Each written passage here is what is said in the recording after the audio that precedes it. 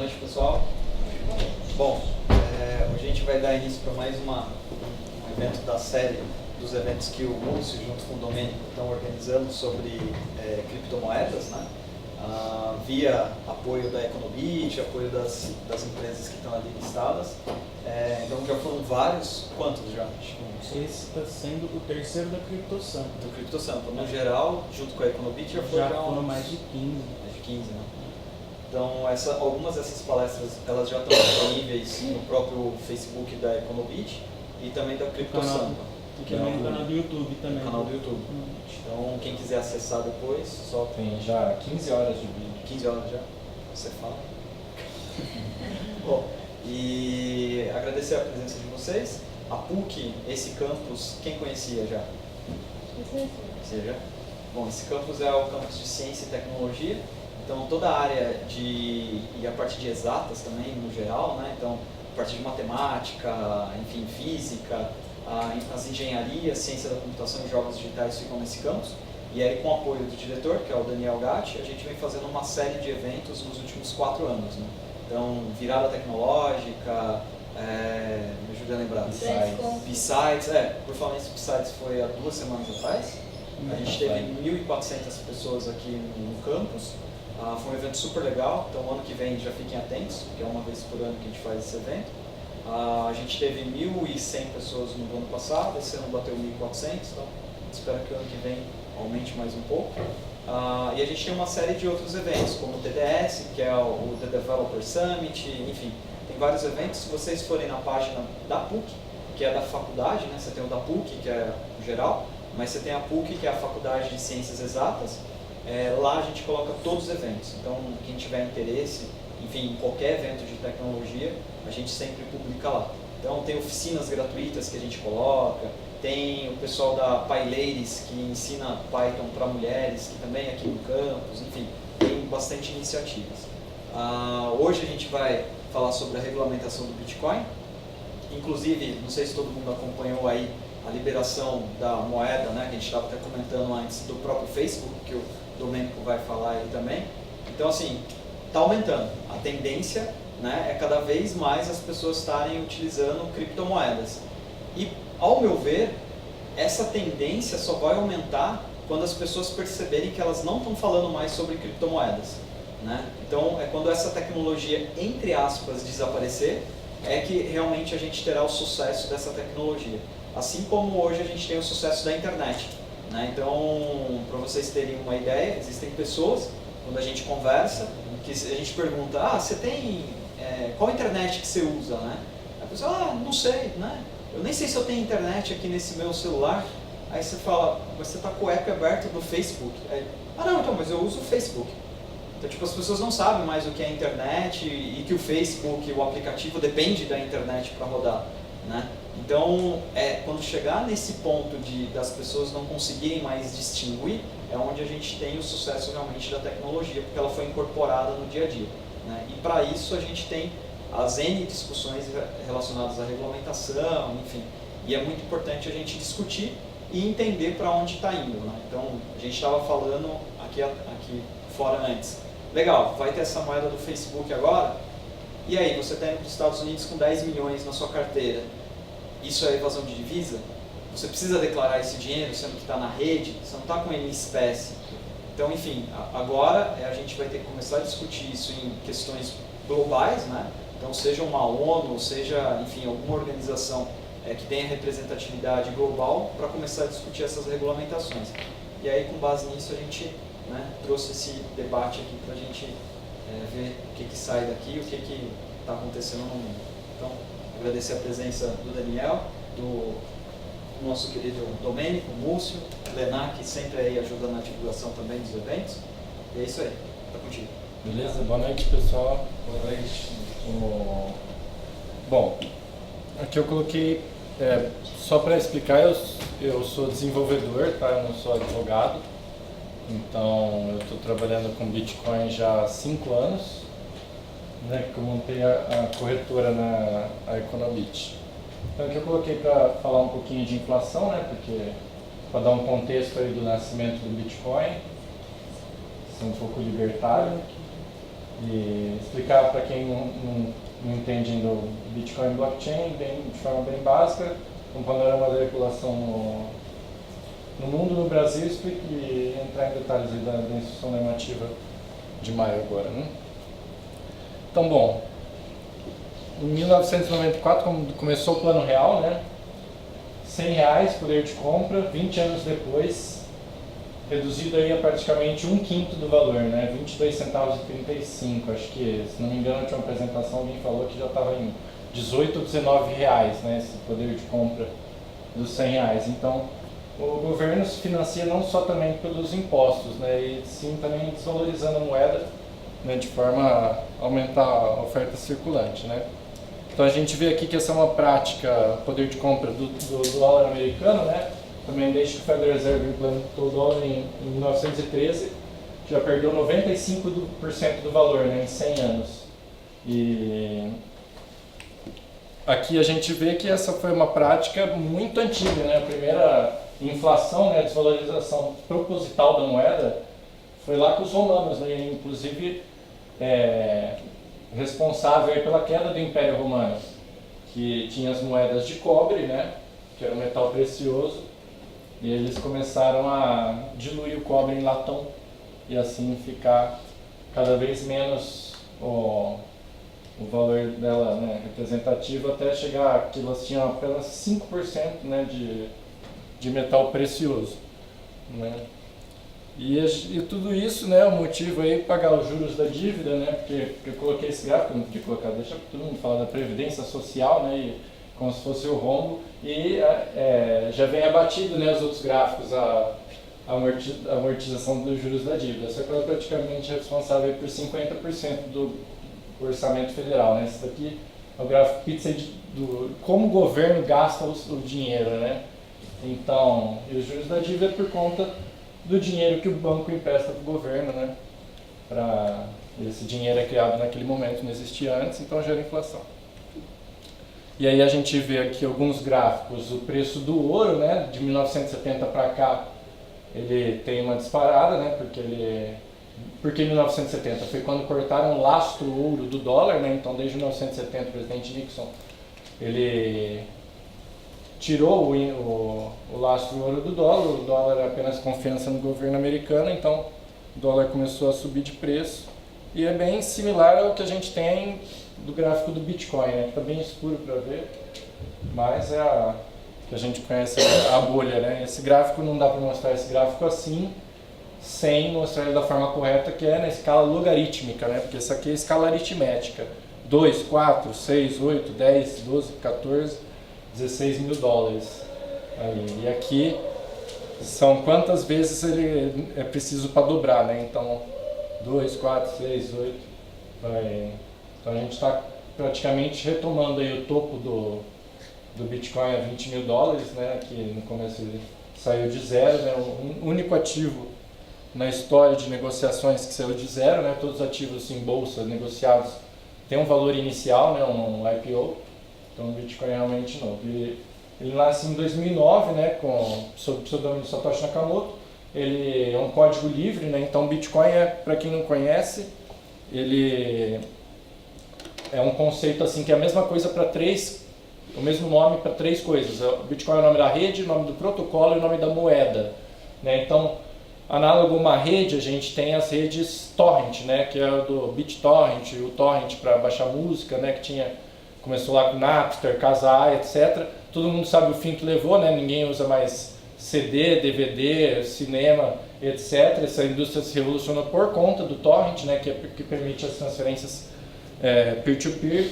Bitcoin baseado na mesma tecnologia em termos de rede, em termos de protocolo, assim como a internet, o protocolo HTTP, ninguém olhar lá na barrinha de endereço fala HTTP no site, né? O e-mail, SMTP, tem FTP para transferência de arquivos. O Bitcoin é um protocolo também para transferência de dinheiro, né? Fala que não é o dinheiro da internet, sim a internet do dinheiro, por conta de ser um protocolo. E também é o nome dado para a unidade monetária ali. Você tem 1, 2, 3, 4, 10 Bitcoins, né? Então é o mesmo nome para várias coisas. Ele é um software de código livre, aberto, está lá no GitHub, todo mundo pode baixar, desenvolver a aplicação em cima dele, então diferente de uma...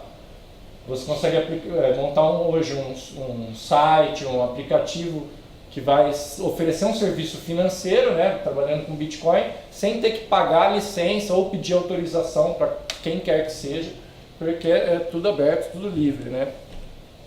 É uma rede ponto a ponto, que tem uma grande vantagem, pois redes centralizadas, todo mundo se conecta a um servidor central, se ele sair do ar, a rede inteira fica offline.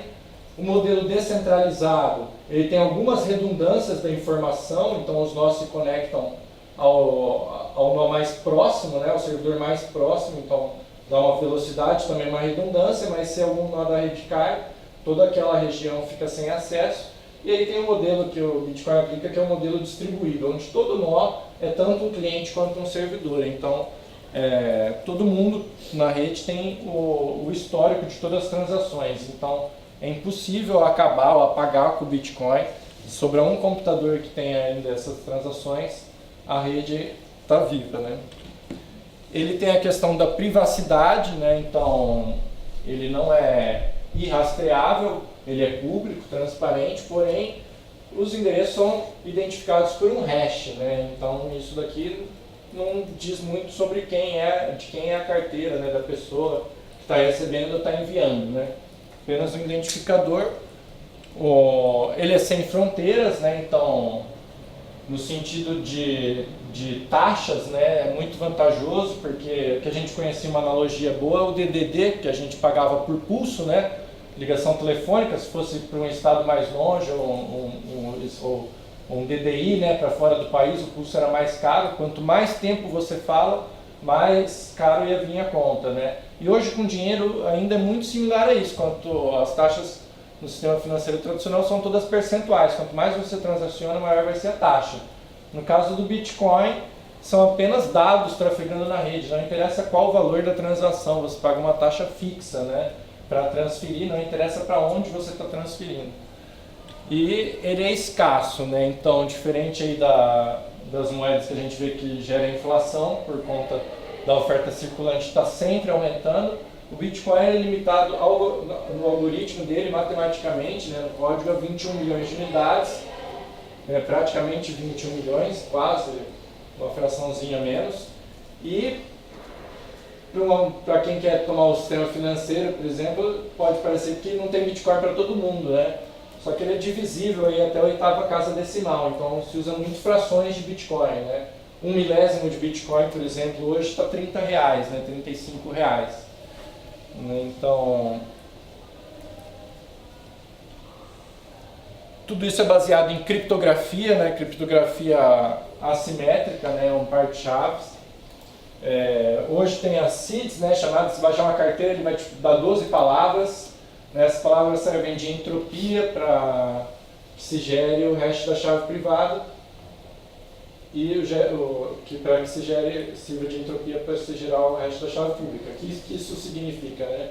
Então a chave pública é o endereço que você pode compartilhar com as pessoas para você receber transações, né? Então é como se fosse a sua agência e conta do banco, você passar para alguém, ou o endereço da sua casa, por exemplo, para fazer uma correspondência, né? Isso não significa que a pessoa tem a chave para entrar dentro da sua casa ou a senha da sua conta do banco, né? Então tranquilo para passar. Essa chave privada é a senha da carteira respectiva. Cada chave pública tem uma chave privada correspondente, né? A chave privada é uma senha pré-determinada, né? Não tem como você alterar. E de forma que quando você vai fazer uma transação, gastar bitcoins, é utilizada essa senha. As carteiras permitem que você configure a digital ou um PIN, uma senha em cima, e o que ele faz é proteger essa informação com a sua senha. Toda vez que ele precisa usar, ele pede a sua senha e usa essa informação, né? E é importante anotar as palavras, que se você perder o celular, apagar, com as palavras você consegue recriar tudo de novo, né?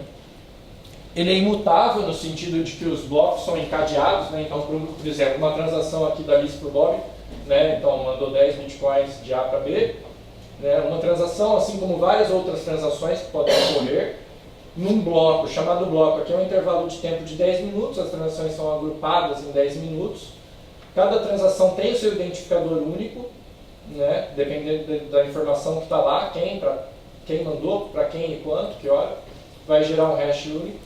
E com todas as informações dentro do bloco é gerado o hash do bloco. Uma das informações que está no bloco é o hash do bloco anterior.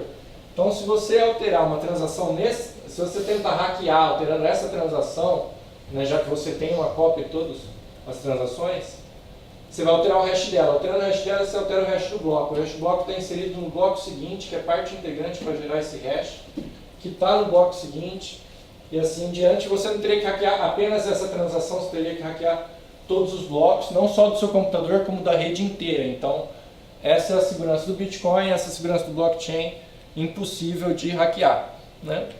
E o blockchain é um nome bonito, né? Ganhou bastante hype, ele é a tradução literal para cadeia de blocos, né? Chain of Blocks. Tanto que no artigo acadêmico do lançamento do Bitcoin, né, chamado White Paper, Satoshi Nakamoto, essa pessoa que ninguém conhece nem sabe quem é, pois ele usou de ferramentas aí da web para se manter anônimo, né, e provar o conceito dele. Ele falava máximo em chain of blocks, né, cadeia de blocos, porque os blocos, como eu expliquei no último slide, estão encadeados. E depois deram esse apelido aí de blockchain, é um termo que ganhou. Hoje os bancos dizem que o Bitcoin não é tão legal assim, mas que o blockchain é muito interessante, né? E não existiria blockchain sem Bitcoin. Então ele é um banco de dados, né, para registro de informações, ele é distribuído no sentido de que tem várias cópias redundantes da informação e ele é imutável porque uma vez a informação gravada ali, ela não é possível ser alterada, né? Ela, como se você escrevesse num concreto mole, o concreto seca, né, e está lá, na pedra, né? E falando aí, por exemplo, do lançamento da moeda do Facebook hoje, né, a Libra, é usando blockchain, assim como outros conceitos, porém, blockchain, que é blockchain mesmo, ele é pautado em 5 pilares, né? Aqui está em inglês, mas é o Open, Public, Neutral, Borderless e Censorship Resistant. Né? Open significa que ele é aberto, né? Qualquer pessoa pode ter acesso, assim como o público, né? Então, todo mundo pode ter acesso, não é restrito apenas a uma parcela de usuários, né? Não tem custo para você, não tem barreira de entrada. Ele é neutro no sentido de que ele não liga quem está transacionando com quem, né? Ele é borderless no sentido de que não tem fronteiras e, o mais importante de tudo, que ele é a prova de censura, né? Com certeza o Facebook não vai permitir que você mande dinheiro para o Iraque, para o Irã, para algum país assim, Cuba, né? Venezuela, etc. Então, aqui no caso do Bitcoin, ninguém precisa pedir autorização e, mais importante, não existe mecanismo que possibilitem que alguém seja censurado. Não existe, ele é 100% aberto, né? Nem se quisessem censurar seria possível, né? E com esse conceito de blockchain, no caso do banco de dados do Bitcoin, ele serve apenas para registro de informações financeiras, né? Financeiras, no caso, os próprios bitcoins, quem enviou quantos bitcoins para quem, quando. Porém, esse registro de informações encadeado deu surgimento aí ao registro de outras informações que também é interessante se ter uma prova imutável, né? Então, aí o próprio direito digital, né? Jogos online, né? De apostas, chamados jogos de azar, né? Scroll, que é o congela, confirma e libera, né? A parte sem ter um intermediário garantindo, né? Uma parte de ações, né? Mercados de dívida, né? De crédito, crowdfunding, né? As vaquinhas, mercado de derivativos, aí, por exemplo, propriedade intelectual, né? Registro de música ou mesmo melodia, né? Filmes, votação, né? Eleições, prova de titularidade, né, como cartórios, tanto para imóveis, né, ou outras posses, registros médicos, né, na área da saúde, microfinanças, né, hoje você consegue mandar em Bitcoin valores inferiores a $0,01 né, por meio da Lightning Network, por exemplo, empréstimo peer-to-peer, remessas internacionais, pagamentos, né, globais e e-commerce aí, que são... Então, aí chegando, né, finalmente na parte da regulamentação, né, o que a gente tem? A gente tem aí Uma das primeiras regulamentações, no caso, foi o Japão, né? O Japão regulamentou o Bitcoin em abril de 2017, né? Reconhecendo como meio de pagamento legal, né? E isso aconteceu no Japão mais especificamente porque lá foi a casa do Mt. Gox, né? A maior exchange que já existiu aí no Bitcoin, né? Em termos de volume transacionado até hoje. Ela faliu, né? Foi hackeada, os Bitcoins foram roubados e os clientes ficaram a ver navios. Ela declarou falência na jurisdição dela, que era em Tóquio, né? E a corte de Tóquio teve que aprender sobre Bitcoin e julgar, para poder julgar. Então lá avançou muito mais em termos de regulamentação, né? Então eles vieram a ser os primeiros a regular. Depois disso a gente já teve aí um episódio no Federal Reserve, né, que ficou conhecido no mundo inteiro, enquanto a presidente do Fed dava um discurso ao vivo na TV. Um carinha levantou uma placa de compre Bitcoin, né? E logo no começo da corrida de 2017, que o Bitcoin bombando, né? Ficou famoso também. Então já era assunto, né, em reuniões do Fed. O presidente do Banco Central, o Ilan, na época, ele alertou para o risco de bolha, né? A informação de pirâmide, realmente tem muito golpe de pirâmide em Bitcoin, porque os golpistas eles exigem hoje pagamento em Bitcoin na entrada da pirâmide porque eles sabem que os Bitcoins vão roubar e o Ministério Público não vai conseguir reaver, né? Então ele alerta com certa forma aí, positiva, né? E também o risco de bolha, realmente quem entrou em 2017 perdeu dinheiro, né? Mas isso, o Bitcoin hoje já tem 10 anos, né? E saiu de 0 para 20 mil, hoje está 9 mil dólares. A gente teve também os chamados contratos futuros, né? Na Bolsa CME, Bolsa de Chicago, na CBOE, foram as primeiras bolsas tradicionais a negociar papéis, né? Títulos futuros de Bitcoin. A Nasdaq está lançando também uma exchange chamada BACT, e até hoje não lançou, mas está vindo. E vão permitir custódia dos Bitcoins e etc. Então o mercado tradicional já negociando Bitcoins, né? Aí a presidente do FMI também, em fevereiro de 2018, disse que uma regulamentação internacional seria inevitável, né? Também depois do G20 foi assunto, né? E aqui a gente tem um panorama geral aí do mundo, né? Nesses países verdes onde o Bitcoin é permitido, né? Os amarelos aqui no caso a Rússia, a Índia, né? Tem algumas sanções. E tem países que são totalmente hostis, né, criminalizando o Bitcoin, como é o caso Venezuela, né, a Bolívia, ou aqui no caso da China, né. E aí a gente tem aqui no caso do Brasil a primeira informação, né, a primeira declaração por parte de um órgão federal, né, governamental, foi uma orientação que eles colocaram no perguntas e respostas, o chamado resumão do imposto de renda, né? Então eles colocaram aí como declarar, essas moedas virtuais deveriam ser declaradas, né? Então eles falam para declarar na ficha de bens e direitos como outros bens, né? Uma vez que podem ser equiparadas a um ativo financeiro, então eles falam para você colocar quantos bitcoins você comprou, quando e em que preço, né? E eles falam também da alienação, né? Então, impostos, né? Então se você obteve ganhos mensais superiores ao total alienado, né? 35 mil reais, então se você não lucrou 35 mil, se você negociou 35 mil reais, por exemplo, você comprou a 35.100 e vendeu a 35.200, fez 100 reais na operação, porém uma operação superior a 35 reais deveria recolher 15% de imposto em cima dos 100 reais de lucro, né? Então é dessa forma que eles então até 5 milhões de lucros, né, é 15%, é uma alíquota progressiva, né? Então 17,5, 20, 22, bem similar a, por exemplo, obras de arte, né? Um quadro tributado da mesma forma, né? Então aqui a gente tem do Banco Central, comunicado em fevereiro de 2014, ele falando aí sobre os riscos das criptomoedas, né? Falando que elas ficam armazenadas com o usuário, que não tem nenhum tipo de garantidor, né? Se você perder as moedas, seu dinheiro já era, né? Não tem para quem chorar, em outras palavras, né? A gente tem também um outro alerta que ele veio a fazer bem na crista da onda, né, em novembro de 2017, quando o Bitcoin estava no Fantástico, custando aí quase $20 mil, né?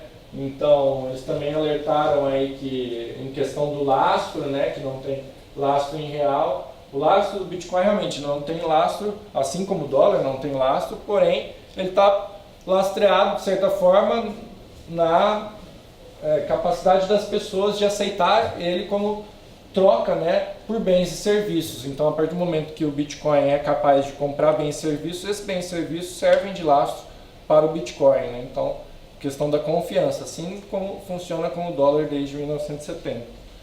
Né? Aqui a gente tem então algumas perguntas e respostas que o Banco Central colocou, né? O que são moedas, né, virtuais, criptográficas, né? Então ele fala que não são emitidas por nenhum banco central realmente, né? Então o valor decorre da confiança depositada, na palavra do próprio Banco Central, né? Ele fala que, pergunta se regula, ele fala não, que ele não é regulado, então ela não é emitida, garantida ou regulada pelo Banco Central, né? E aqui, entre outras coisas, por exemplo, se ele autoriza o funcionamento de empresas, né, que negociam, chamadas exchanges, né, então ele fala que não há legislação ou regulamentação específica sobre o tema. Ele fala que se é possível realizar compra que depende de acordo entre as partes, né, então se as pessoas estiverem dispostas a aceitar, né, então qual o risco em atividades ilícitas. Né, então, o Bitcoin é só um meio de pagamento, né, assim, a atividade ilícita por si só, né, não interessa o meio de pagamento, assim como a mala do Guedel estava cheia de notas de real, né.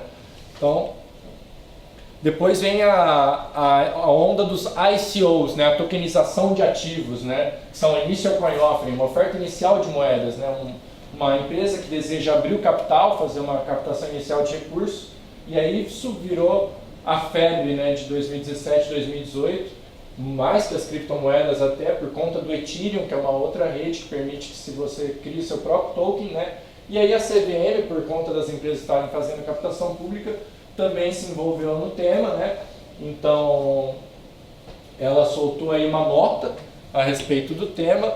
Vou passar rápido aqui porque tem bastante texto para a gente chegar na instrução normativa, mas depois vai estar disponível, então a apresentação fica aí para baixar, né? Então ele explica aí o que são Initial Coin Offer, que eu acabei de falar. Ele diz que ele proíbe, no caso, depois, um pouco em 12 de janeiro de 2018, de pessoas jurídicas, né, fundo de investimentos, de adquirirem bitcoins, né, e outras criptomoedas, né, diretamente, então permitindo apenas que pessoas físicas, né, ou jurídicas, né, não no caso fundos de investimento, adquiram. E depois então ele, conversando com o pessoal da CVM, eles acabaram de soltar essa lei, essa lição normativa, né, 588, em julho de 2017, que fala aí de captação, né, por meio aí do Act Crowdfunding, né, então eles querem encaixar nessa lei para não ter que escrever algo novo, né, até porque a lei não é algo que anda muito rápido, que trata aí de captação pública, né. Então, distribuição de valores imobiliários, né, oferta pública. Depois tem outra CVM também, outra instrução da CVM que é interessante, que é a 461, que fala sobre mercados secundários, né, então, no caso, uma exchange que transaciona tokens, ela passa a ser um mercado secundário para esse token e é uma atividade regulada, né, no caso pela CVM. São 400 ofertas públicas também, né, no mercado secundário. Então, tem um projeto de lei na Câmara, então essa foi a parte da CVM, um projeto de lei na Câmara 2303 de 2015, do deputado Áureo, né, do Rio de Janeiro, e ele compara criptomoedas com milhas aéreas, né, o que não tem o menor cabimento, porque criptomoedas, a emissão dela é descentralizada. A cada 10 minutos, como eu expliquei lá no blockchain, né, uma pessoa é premiada com os novos bitcoins, né, em qualquer parte do mundo. E diferente de milhas aéreas, que quem cria é o emissor central, no caso a TAM, ela é criadora de todas as moedas, né? Então, fica meio... o mercado não gostou muito de juntar tudo num pacotão, né? mas ainda está tramitando. E aqui os principais pontos, né? Então, ele fala aí que os riscos associados às criptomoedas seriam uma invasão ao sistema monetário, que não se sabe quem é o emissor, que trata-se de uma bolha devido ao processo especulativo, que podem ser usadas para esquemas de pirâmide, né? E que deve ser considerado como um todo ilegal, né, no Brasil. Então é bem hostil, né, esse projeto de lei. E aí vem agora a parte recente, que a Receita Federal, então ela soltou aí em outubro de 2018 uma consulta pública, né, de forma obrigando as exchanges a responderem um questionário, né, com prazo de entrega, né, em 19 de novembro, e intimando as exchanges a prestarem algumas informações, né. Então, os motivos pelos quais a Receita elenca fazer isso seria, né, então, que o mercado teve um aumento significativo nos últimos anos, né, que o número de investidores, aí tem uma matéria que saiu em algum jornal, que inscritos na Bolsa de Valores, em corretoras, já dobrou, né, do número da Bolsa de Valores, se não me engano tem 600 mil CPFs na Bolsa, em corretoras nacionais já passou os 1.200.000 cadastros, né. Aqui os valores negociados em Bitcoin, né, então aqui já 8 bi e 300 milhões de reais no ano de 2017, né? Então ele fala que atingiu o patamar de 4 bilhões apenas no mês de dezembro de 2017, mas tudo bem, foi o recorde, né? Ele pega o recorde e usa como base, né? E aí aqui, apenas aqui no dia recorde, 318 milhões de reais, né? No único dia. Realmente, alguns números das maiores corretoras no mercado Bitcoin, Foxbit, Bitcoin Trade, BZX, Bitcoin TU, e ele fala que os números, né, relevam aí a necessidade de incidência de imposto sobre ganho de capital, né, o que a Receita já especificou lá no resumão de 2013. Né. Então aqui ele fala que pode ser usado para operações de sonegação fiscal, corrupção e lavagem de dinheiro, né, porém o crime é crime por si só, não interessa o meio, né? Então, outros países, por exemplo, a Austrália, ele fala que já teve alguma regulação assim. Coreia do Sul, cobrança de imposto de 24%, uma alíquota pesada, né? Europa, Comissão Europeia, tal. Estados Unidos, Nova York, ele fala que dos Estados Unidos, Nova York, chamada BitLicense, né? Foi um assunto aí na época bem polêmico, porque eles conseguiram tirar todas as empresas de criptomoedas de Nova York, fugiram de lá, né? Foi esse o resultado da regulação. Então ele cria aí, no caso, uma obrigação acessória, né? Então essa obrigação acessória entra aqui na Instrução 1888, né? Então vamos lá. Fala vai publicar aqui em 60 dias, né? Ele fala aqui que você vai ter que prestar as informações da mesma forma que você faz a entrega de algumas outras obrigações hoje, né? Como se você for fazer escrituração fiscal contábil, com a assinatura do eCPF ou eCNPJ, né? O certificado digital, para fins de conversão ou moeda nacional ou dólar, né, indexado no PETAX, que é o dólar do Banco Central. Dá aqui a definição, né, de criptoativo, uma criptomoeda, né, um Bitcoin no caso, um exchange, também análogo ao que a gente conhece como corretoras ou bolsas, né. Aqui ele fala então as pessoas jurídicas, né, então quem fica obrigado, né, exchanges, pessoas físicas e jurídicas, né, operações no brasileiro, território nacional ou exterior, e também operações que não forem realizadas em exchange, né. Então eles querem pegar todo mundo, né. O valor mensal das informações somente o que passar o valor de 30 mil reais, né, no caso hoje um Bitcoin já está 35 mil reais, então valor inferior a um Bitcoin, né. Aqui então as operações devem ser informadas à Receita Federal seriam de compra e venda, permuta, doação, transferência, retirada, né, no caso de exchanges, se você der em pagamento por alguma coisa, emissão, né, e outras operações que impliquem transferência. Aqui no caso, também a data da operação, o tipo da operação, né, se é de compra e venda, como a gente falou agora, etc.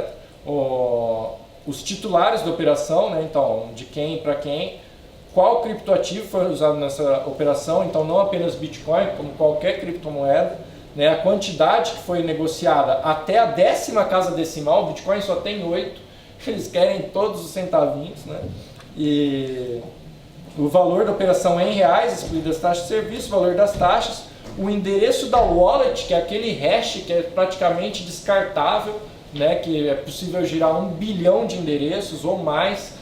Aquele hash de endereço é possível gerar mais do que a gente tem de átomos no universo, né? Então é muito mais do que um grão de areia e eles querem saber todos os endereços que foram utilizados, né? Então é meio... bom, enfim...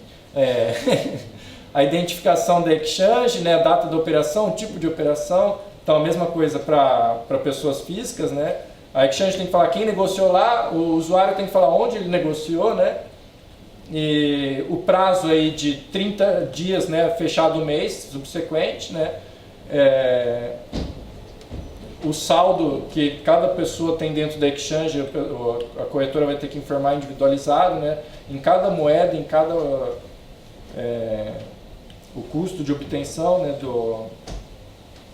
dos ativos, e aqui ele fala das penalidades, né? Então quem deixar de entregar as informações tem uma multa de R$500, né, que é similar a uma multa de entrega aí do imposto de renda da pessoa jurídica, CSSL, IPI, etc. Né?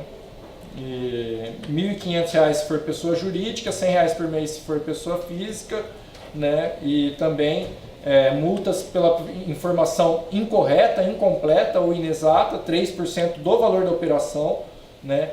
15% se a informação for, não, 1,5% se a operação for omitida, né, por pessoa física.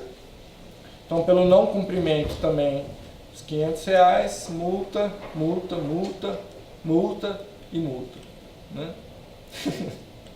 E aqui da retificação, bom, no caso é possível corrigir a informação, né? Então, na dúvida, manda vazio e depois corrige, né? Resumindo. E vai entrar em vigor aí a partir de 1º de agosto de 2019, né? Então, as corretoras, por exemplo, nacionais que usam sistemas alugados estrangeiros vão ter que pedir o pessoal implantar rapidinho, quem tem tecnologia própria vai ter que implantar também, né, ou um botão exportar ou colocar um monte de estagiário no Excel para compilar essas informações, juntar tudo e mandar para a Receita Federal, né? E é isso, né? Uma tristeza. E colocando aqui uma comparação, né, o Bitcoin é um cisquinho, né? Aqui está entre a fortuna do Bill Gates e do Jeff Bezos, dono da Amazon, né? Todas as criptomoedas, 200 bi de dólares, né? Só a Amazon é 970 bi, a Apple 1 trilhão. Todos os dólares em circulação, 1,5. Ouro, quase 8 trilhões de dólares. Todo o dinheiro do mundo em circulação, 34. Com ações, 67. Todo o dinheiro do mundo, 86 trilhões. Então, o Bitcoin ainda falta muito para realmente, né, tomar aí conta do sistema financeiro, né? Mas, como a gente falou no início, como ele é peer-to-peer, né, e pelo fato de ele ser peer-to-peer significa que não tem intermediários, né? Peer-to-peer é ponto a ponto, né? Pessoa a pessoa. Então não é possível que alguém intermedie isso, no caso do Estado, para se cobrar imposto, né? Então tem esse pensamento libertário, né, de que o indivíduo deve ser livre para fazer trocas voluntárias, né, e ninguém tem o direito de infringir nessa troca voluntária, né, entre duas pessoas. Isso não está na lei, não está na Constituição, é uma moral, né, libertária. Né? E aqui a gente tem a opinião de um guru do Bitcoin, que é o Andrés Antonopoulos, né? Que é primeiro, not your keys, not your coins, né? Se você não tem a chave privada, as moedas não são suas, né? E em segundo é que não é se o Bitcoin deve ser regulado, mas se ele pode, né? Então ele diz que o Bitcoin aí não pode ser regulado, né? Que não há meios de parar essa tecnologia, de controlar essa tecnologia, e que o pessoal está viajando, né? Então, em outras palavras, essa é a opinião aí de um dos gurus do Bitcoin, da qual, pessoalmente, né, eu concordo. Eu, Domênico, né? E é isso, eu deixo o contato aqui, quem quiser mandar um e-mailzinho, a gente responde com os slides, né, que aí tem bastante informação. E aí, tomar uma água aqui, porque eu falo bastante, e dar espaço para o especialista na parte tributária, né, que eu não sou especialista. Beleza?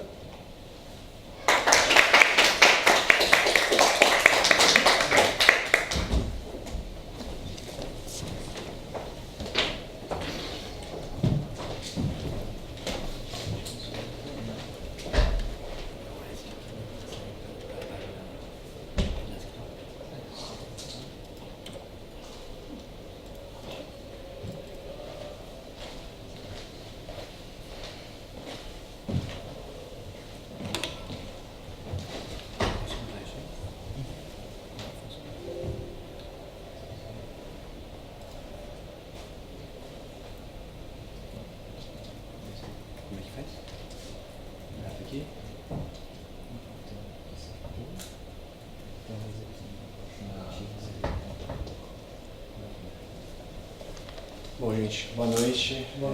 Inicialmente resolveu uma diferença grande entre a minha apresentação e a dele em termos de qualidade, né? Até porque eu sou advogado, ele já mexe com o computador, tenho esse know-how e etc, né?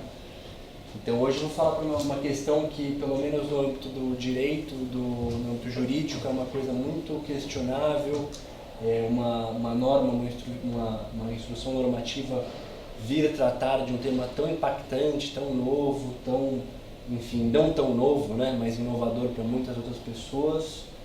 Enfim, vamos começar e aí, durante a apresentação, eu vou colocar alguns pontos pertinentes, né? Enfim, essa instrução normativa, ela institui e disciplina a obrigatoriedade de prestação de informações relativas às operações realizadas com criptomoedas. Enfim, o fisco ele não está se aguentando com tanta transação, com tanto dinheiro circulando, e Brasil é sinônimo de arrecadação tributária, e que eles querem morder de alguma forma além do que essas coisas, enfim, é mais do que eles já mordem atualmente, né? Enfim, vamos lá. Algumas informações específicas, né, até para vocês, quem tem Bitcoin, quem trabalha com cripto, se orientar até quando que ele precisa fazer a declaração ou não, né? Então a data de publicação dessa instrução normativa foi no dia 7 de maio de 2019 e passa a valer no dia 1º de agosto de 2019. Ou seja, nesse mês de agosto de 2019 você vai se preparar efetivamente para declarar. Então tudo que tiver de entrada nesse mês de agosto, no último dia útil do mês subsequente, que é em setembro, você vai ter que prestar essa declaração. Um outro ponto também que é complicado é que, embora eles tenham disponibilizado todas as datas, como é que, enfim, data de que começa a efetivamente valer, a data de apresentação, eles não apresentaram os meios que deverão ser, o mecanismo que vai ser apresentado, né? Então, aqui eles falam, né? A informação deverá ser prestada por meio do Sistema de Coleta Nacional, do Centro Virtual de Atendimento da Receita Federal Brasileira, o ICAC, com utilização do certificado digital. Embora a plataforma onde os dados serão inseridos ainda não esteja disponível, a IN define que até 60 dias, em meados de julho agora, será publicado ato para definir o layout dessa plataforma, assim como a divulgação do manual prático, enfim. Até então a gente não sabe como é que vai ser feita essa declaração, como é que é o campo, às vezes a pessoa tem dificuldade, vai ter que consultar, etc. Qual que é a cor do formulário?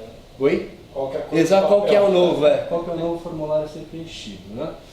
Enfim, de novo, voltando um pouco, eu peguei a lei, destrinchei nos itens mais específicos, mais importantes e vou passar na medida do tempo aqui, né? Uma coisa curiosa que eu falei no começo da palestra, né? Esse tema ele tem sido discutido em âmbito do Poder Legislativo desde 2015, que tem aquela projeto-lei, etc., que veio agora em 2019 de novo com a mesma pessoa, e vem o Poder Executivo e faz essa instrução normativa, né?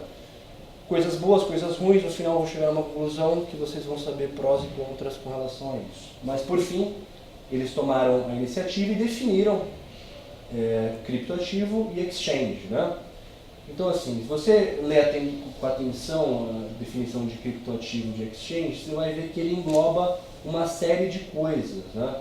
Enfim, representação digital de valor denominada em sua própria unidade de conta, cujo preço pode ser expresso em moeda soberana local ou estrangeira, transacionado eletronicamente com a utilização de criptografia e tecnologias de registro distribuídos. Que pode utilizar como forma de investimento, instrumentos de transferência de valores a serviços, acesso a serviços, e que não constitui moeda em curso legal. Enfim, você vê que é uma coisa não tão restritiva e muito ampla. Eu tenho discussões diretas no meu escritório sobre isso, sobre essa questão, se é matéria de instrução normativa, se é um ato do executivo que vem a dar o significado efetivo dessas definições que são importantes, né? Isso aqui vai definir um cenário brasileiro, né? Como um todo, de criptomoedas, né? De criptoativo.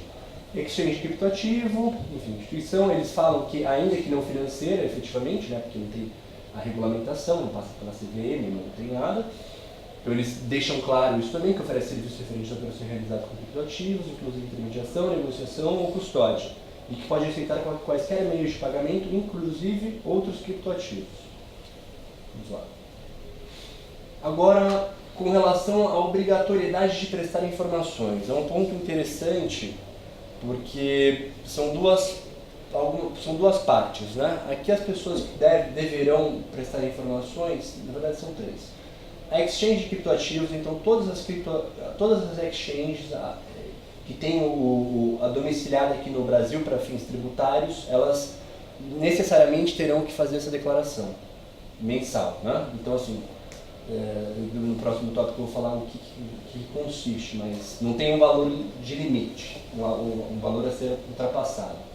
Aí é um fator complicante. A pessoa física ou jurídica domiciliada ou residente no Brasil, quando o valor mensal das operações isolado ou conjuntamente ultrapasse R$3.000. Quando? 30 mil. 30 mil reais. Eu estou muito acelerado, eu estou acabando comendo as coisas, né? 30 mil reais. Quando as operações forem realizadas em exchange domiciliado no exterior, as operações não forem realizadas em exchange. Enfim, isso aí que você vê que é uma coisa que envolve todo mundo, né? Então, assim, a intenção que todo mundo tem, quero comprar com criptoativo, quero comprar com criptomoeda, eu vou lá no café, quero pagar, o cara tem a wallet. Se você transacionar um valor acima de 30 mil reais, quais são as repercussões disso? Você vai ter que pegar, aí vamos passar para outro slide, né? As exchanges de criptoativos domiciliadas no Brasil e as pessoas físicas e jurídicas que operem sem intermédio de uma exchange deverão apresentar as seguintes informações. Então todos, né? Exchange domiciliadas no Brasil, pessoas físicas e jurídicas que não têm uma exchange por trás. Data da operação, o tipo da operação, os titulares da operação, criptoativos usados, quantidade de criptoativos negociados, valor da operação em reais, valor das taxas e o endereço da wallet de remessa e de recebimento. Eu vou chegar lá com conclusão.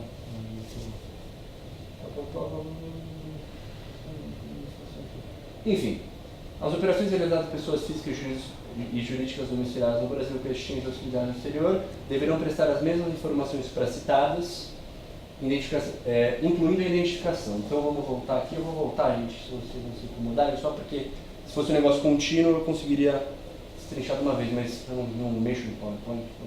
Enfim. Aqui todas as pessoas que operacionalizarem criptomoedas no Brasil propriamente dito, eles deverão cumprir com esses dados, né? Eles terão que ter esses dados cadastrados em cada operação. Pessoas jurídicas e pessoas físicas que transacionarem um montante acima de 30 mil reais e as exchanges de criptoativos com domicílio fiscal no Brasil. Então, só essas informações. Agora, operações de pessoas físicas e jurídicas domiciliadas no Brasil com exchanges no exterior, elas deverão, além daqueles pré-requisitos ali, elas deverão incluir o nome da exchange que foi usada para a operação. Então, são pontinhos chatos, são vários detalhes que, se deixar passar uma coisinha, já vem, enfim, uma eventual sanção e etc., né? Além de todas as informações mencionadas nos itens 1 e 2, para fins de identificação dos titulares das operações de criptoativos, deverão ser fornecidos os seguintes dados: nome, nacionalidade, domicílio fiscal, endereço, número de inscrição, e quando houver nome empresarial e demais informações cadastrais. Agora, vocês têm cabimento, uma pessoa vai gastar uma criptomoeda em um local ela vai ter que pegar o CNPJ do local, vai ter que pegar todas as informações para que ela cumpra essa obrigação, enfim, para depois que ela possa vir a declarar.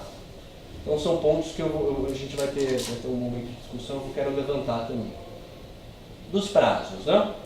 As informações elas devem ser transmitidas à Receita no último dia útil do mês subsequente ao que as operações de criptoativo ocorreram. Então, no último dia útil de setembro, você tem que fazer essa declaração por meio do sistema que nem está disponibilizado, a gente nem tem acesso, a gente nem sabe como é que funciona ainda. A primeira entrega de informações está prevista em setembro, vem a operação de agosto de 2019. Então vai ter esse período de um mês de teste, né? Então você já vai estar em julho até onde se espera a gente ter acesso ao sistema e você vai conseguir ter esse mês de agosto de teste, né? Além das informações mensais solicitadas, as exchanges domiciliadas para fins tributários do Brasil deverão apresentar as informações sobre cada um dos usuários e seus serviços no mês de janeiro subsequente. Então vamos lá, aqui ele faz uma distinção, né? Então, pessoa física ou pessoa jurídica que não transaciona com exchange, que não tem uma exchange de intermediação, ela compra uma mercadoria, ela presta, enfim, transaciona cripto ou compra cripto no montante de 30 mil, ela tem que fazer, acima de 30 mil, ela tem que fazer essa declaração mensal. Para a exchange, além dessa obrigação mensal que ela tem, independentemente de limite de teto de 30 mil reais, ela tem uma outra obrigação anual que acontece no mês de janeiro subsequente ou no calendário das operações, que ela deve apresentar o saldo de moedas fiduciárias em reais, o saldo de cada espécie de criptoativo em unidade dos respectivos criptoativos, o custo em reais de obtenção de cada espécie de criptoativo declarado pelo usuário de seu serviço, se houver. Então, enfim, é uma coisa, o impacto é um impacto muito grande, né? Eu vou na conclusão, vou falar de novo. Das sanções aplicáveis, né? Enfim, se você apresentar essa declaração fora do tempo, pessoa jurídica comum, né, seja ela uma exchange ou não, ela vai ter uma multa de R$ 1.500 por mês, enfim, uma sanção de R$ 1.500. A pessoa jurídica, em casos especiais, quando ela está no Simples Nacional, uma empresa de menor porte, etc., esse valor é reduzido para R$ 500 por mês, e a pessoa física passa a R$ 100 por mês. No caso de informações que não são exatas, incompletas ou omissas, é um percentual sobre o valor que seria declarado, pessoa jurídica 3%, pessoa jurídica, no caso de pessoa jurídica no Simples Nacional, redução de 70% da multa quando a informação for omitida, inexata ou incorreta. E a pessoa física, 1,5%. Né? Além disso, tem uma outra sanção, então são 3 sanções. Né? Você deixar de declarar fora do prazo, você passou o prazo de declaração, passou o último dia útil do mês subsequente, você não declarou, começa essa multa. Se você declarar depois de 15 dias, a multa será proporcional, então esses R$ 1.500 serão proporcionais ao período que você deixou de declarar. Né? Outra multa é, uma vez intimado pela Receita Federal Brasileira, para cumprir essa obrigação ou prestar esclarecimento, se você não cumprir, mensalmente vai incidir uma multa de R$ 500. Né? Alguns outros pontos interessantes, no caso de apresentação extratemporânea, se você vier a fazer essa apresentação antes de ser notificado, você tem uma redução no custo também. Né? E com relação à informação inexata, incompleta ou omissa, se você vir apresentar, você consegue ter a isenção total. Então, das retificações. Na apresentação extratemporânea, se você apresentar posterior ao período, mas sem ser notificado pela Receita Federal e etc., você consegue ter um desconto, um percentual de desconto, que eu vejo já quanto que é, mas com relação a informações inexatas, no caso das retificações, no caso em que as duas pessoas físicas ou jurídicas, no caso em que as pessoas físicas ou jurídicas constatem erros, inexatidões ou omissões das informações prestadas, poderão apresentar retificação sem cobrança de multa, desde que ocorrida antes de qualquer procedimento de fiscalização por parte da Receita Federal Brasileira. Então, se ela se antecipar uma eventual notificação por inadimplemento um inadimplemento de uma instrução normativa, deixou de cumprir, né, o contrato, você tem essa isenção. Né?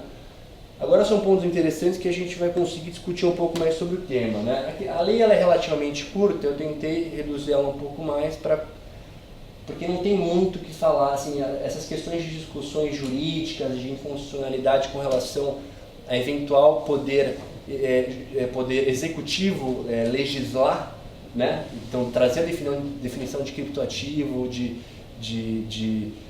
exchange, que são temas de matéria legislativa, a meu entender, tornariam isso aí inconstitucional, né? Até porque, diante de toda essa lei ela é baseada numa medida provisória que versa sobre imposto de renda, sobre o PIS, COFINS, e ela utiliza as multas de atraso, as mesmas multas que eu trouxe aqui nos slides, ela faz menção a essas multas também.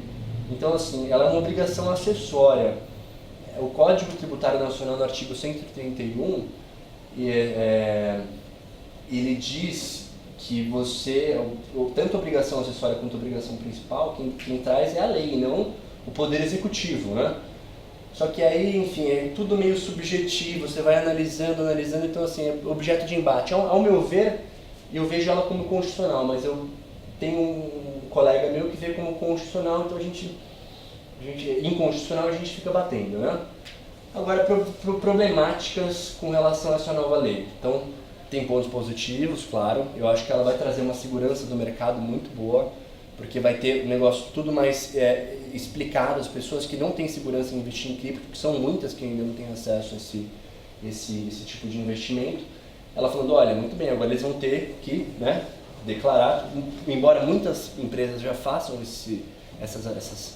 já prestem essas informações para a Receita, etc., com essa instrução normativa tende a dar uma clareada no cenário, né? Mas vamos lá, obrigação de declarar mensalmente suas operações, enfim.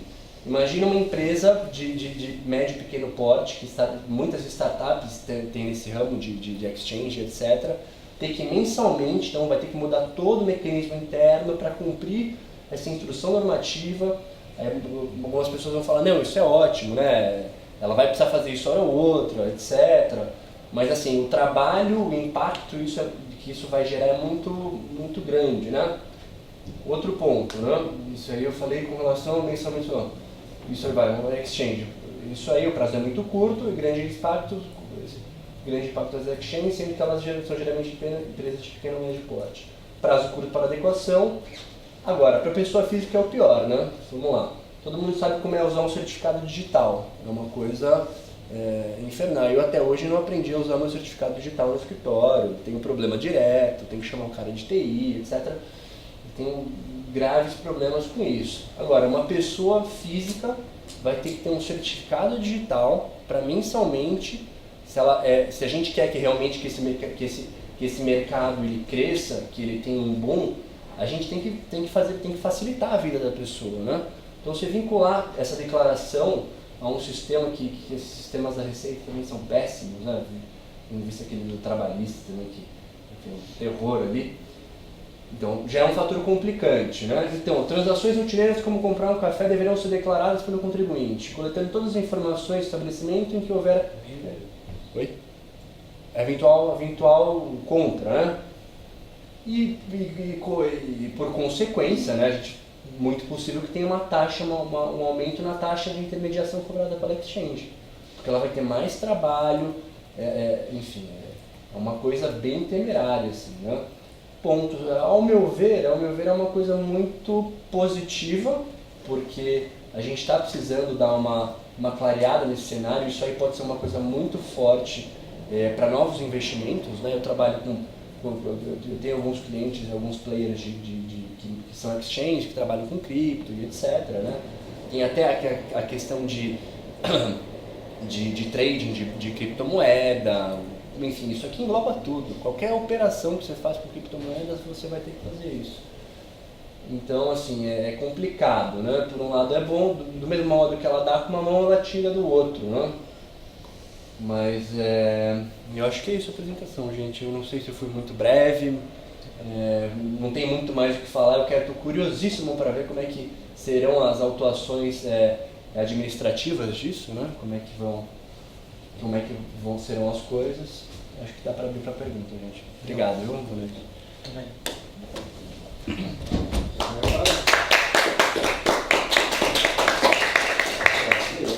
Bom, se vocês quiserem ficar aqui na frente, a gente já... Tá. Bom, primeiro, né, agradecer ao Daniel pela apresentação. E eu acho que eu vou fazer umas 3 provocações aqui e depois vocês, né, a gente interpedir aí para vocês provocarem também. Uma das questões que eu queria primeiro levar em consideração vamos começar pela parte da lei, depois a gente vai pela parte técnica também. Na parte da lei, legal, a gente sabe que várias leis as pessoas escrevem e a gente sabe que várias não pegam. Eu, ao meu ver, todas essas tentativas de regular, para mim vão ser falhas. Porque assim, não tem como você tentar regular alguma coisa que está fora da sua jurisdição. Quando a gente está falando de criptomoedas, quando a gente começar a regular aqui no Brasil, vai ser simples. As pessoas vão mudar o servidor dela e vão colocar em outros lugares. Né? Então, sei lá, vamos para a Estônia, né? Onde você tem lá 14% de imposto. A minha empresa não vai ser nem brasileira, vai estar na Estônia. Então, assim, como vai ficar as questões relacionadas ao pagamento? Vamos supor, se eu faço um pagamento via cartão de crédito, eu não preciso ter uma empresa aberta para receber o cartão de crédito. Né? Eu simplesmente está lá, eu posso utilizar um gateway, seja, né, você tem N gateways aí, além de PayPal, enfim, os próprios gateways de criptomoedas. Legal, eu fiz o pagamento. Como que eu, empresa, que estou contratando um serviço de uma empresa que é de um outro país, que ela não tem como emitir uma nota fiscal para mim, mas eu estou pagando muitas vezes com cartão de crédito, por exemplo. Comprando cripto em uma outra empresa, uma exchange? Por exemplo, você está fazendo um serviço, você está prestando um serviço. Perfeito. A sua empresa está na Estônia. Perfeito. E você recebe via Bitcoin. Perfeito. Só que você pega e coloca esse gateway e fornece o pagamento para Visa, Master, onde o gateway converte automaticamente e vai te jogar para você receber em cripto. Eu, como empresa contratante, como eu solicito para você uma nota fiscal? O meu recibo da Visa, da transação com a Visa, ou enfim, que é geralmente um PayPal, eu consigo apresentar isso para declaração? Sim. Ou literalmente eu vou ter que ter uma nota fiscal? Se eu tenho uma nota fiscal, como eu vou transacionar isso? Sim, sim. Não, assim, claro, esse é um caso concreto bem complicado e peculiar, mas assim, esse que é o problema. A Receita Federal, eu recebo vários comunicados, o COAF, transações X, Y, Z, para justificar a origem, etc. Né? Tudo bem que pode ser que isso caia com o tempo, mas assim, você tem que comprovar que foi uma transação. E cada vez mais isso vem, você está pagando, você diz, a gente está vinculando essa instrução normativa ou geral? Geral. Isso, você pagando, você contratando um serviço seu lá fora, pagando por cartão, que converte a moeda, é uma loucura, porque, enfim, vai ter, aí entra a questão de que não é regulamentado aqui, como é que é regulamentado no outro país, aí vai incidir o F ou não vai incidir o F sobre a operação. Então são coisas muito distintas, são polos muito distintos, eventualmente algum tratado, algum acordo de bitributação que também versa sobre esses temas de operações, isso aí vai precisar regular tudo. Isso aí é uma questão global, um problema global. Isso aí quando começar a ter essas transações começarem a efetivamente, a prestação de serviço lá, não é nem uma compra de exchange, você está indo no negócio, não, você já está usando a moeda para, enfim. E aí é uma segunda pergunta já emendando essa. Eu vejo, do mesma coisa que aconteceu lá, né, com a BitLicense, que foi colocado lá em Nova York, a gente está partindo do pressuposto que qualquer coisa privada, eu não preciso ter uma lei, eu posso fazer. Ao contrário de quando a gente está falando de iniciativas públicas, que você só pode fazer aquilo que está escrito. Né? Quando você começa a fazer essas transações, e a minha empresa, por exemplo, está na Estônia, eu começo a receber, não mando imposto de nada. Tá. A empresa que me pede uma nota fiscal, eu falo para ela, eu não vou te dar nota fiscal. Tipo, comprove aí no Brasil com a transação com a Visa, você se vira. Sim. daqui a uns dias, eu por ser brasileiro e mesmo a minha empresa estando lá, eles podem tentar criminalizar por evasão de divisa, Sim. sendo que não tem nada escrito ainda como uma lei. Sim. Né? Então, isso não abre premissas para esse tipo de interpretação? Com certeza. O conselho é, junte toda a documentação, porque assim, a receita não importa, é cripto, né? Esse que é o ponto, né? A transação é cripto, então aí considera, está declarado seu cripto, não está declarado, está só na sua wallet, você não fez nenhuma declaração, entendeu? Uma coisa ele está declarado e ele saiu, você vai ter que declarar posteriormente, tendo que você saiu do seu capital para investir em outro lugar. Então isso aí você vai ter que constar no seu imposto de renda, porque bem ou mal eles vão cruzar as informações. Agora, se está na sua wallet e não está nada declarado, você já tem há muito tempo, etc., entendeu? Você só transfere. Não tem muito o que fazer, mas a tendência é que daqui para frente essas coisas, inclusive com a instituição normativa, é que eles cruzem mais, né? Até porque tem a obrigação também de declaração de transações quanto para fins de tributação de imposto de renda em operações que passam o valor de R$35 mil por mês. Passou R$35 mil por mês, você é obrigado a declarar. E se você também não declarar essas transações que você fez, a exchange é obrigada a declarar. As penalidades para a exchange com relação a isso, elas vão sendo então vai ter esse cruzamento de informação, seja por essa instrução normativa que você vai ter que fazer essa prestação mensal e para exchange mensal e anual, para fins de tributação de imposto de renda, que a pessoa física tem que fazer isso também. Então eles estão tentando fechar o cerco, né? Agora, estão fechando. Agora, tem limite também, né? Tem um ponto de estar dentro da constitucionalidade, de ser uma coisa... porque esse é o problema que a gente sofre, assim, o Brasil é um país com a tributação falha, completamente, a gente, enfim, muita tributação, pouco benefício para a população, e eles cada vez querem tributar mais, querem tributar tudo e estudar, né, essa palhaçada toda. E aí vem a pergunta. Traduzir?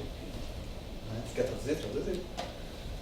Perguntando se ele comprar Bitcoin, se ele vai poder trocar por milhões algum dia, né? Ele fala que quando ele estiver pronto, você não vai precisar trocar por milhões. É só gastar, né? Então. Aí eu vou uma pergunta direta, técnica agora, pro Domênico. Por exemplo, agora a gente viu a própria Alerj lá no Rio de Janeiro, né, fazendo esse paralelo, a Alerj tentando fazer leis onde para você utilizar patinete, agora você vai ter que ter carteira. Não sei se vocês acompanharam isso. Qual vai ser simplesmente o papel da empresa ali? Ela vai mudar. Eu não opero naquele estado. Quem perde? A população. E aí vem a pergunta direta para o Domênico. Domênico, se hoje todas essas leis entrarem em vigor, você como uma empresa brasileira de exchange, né, colocando aí o chapéu da Econobit, qual a sua primeira atitude? Ir embora ou tentar se adequar às leis aqui? Eu acho que tem os dois caminhos, né? Tem que ver que compensa mais. Eu acho que assim vai ser um custo de entrada maior para quem quer começar a operar no mercado, né? Porque se quiser ficar aqui vai ter que seguir as leis, né? Eu acho que muita gente vai acabar fugindo, né? Esse é um grande ponto do pessoal da CVM, quando a gente conversou, eles falaram que o medo deles é realmente afastar a inovação, né? Os talentos irem todos para fora, né? Para a Estônia, por exemplo. Né? Tem o caso do Edilson, da Original My. Ele montou aqui, a CVM deu uns 3 alertas para ele quando ele começou o SEO dele, né? Ele foi montou na Estônia, né? Aqui tem uma filial brasileira de uma matriz estoniana e contornou, né? Eu acho que, por mim, a Estônia é um bom lugar porque você abre pela internet, né? Você não precisa nem sair daqui. E aí vem a questão, né?